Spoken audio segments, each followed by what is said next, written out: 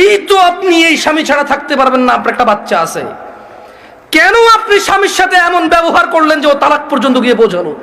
ওর উপায় কি? ওই বেচারার উপায় কি? ধরলামও খারাপ, ওর চেয়ে নিকৃষ্ট পুরুষ আর এই পৃথিবীতে আমি ধরে নিলাম। আপনি যদি ওর সাথে এমন ব্যবহার করেন যে ও তালাক দেওয়া ছাড়া রেখে উপায় নাই, একটা ঘরে আগুন লেগে গেছে, বের হবে না মানুষ?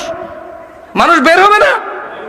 এই দরজা বন্ধ, সেই দরজা বন্ধ, সেই দরজা বন্ধ, জানালা দিয়ে হলো তো মানুষ বের হবে, বের হবে না? তা আপনি এমন এক সংসারের মধ্যে কেরেঙ্গাল লাগাই দিয়েছেন, কিচ্ছা কাহিনী লাগাই দিয়েছেন, এমন এক অশান্তি লাগাই দিয়েছেন, ও আর তালাক ছাড়া বেরোতে পারছে না এখান থেকে।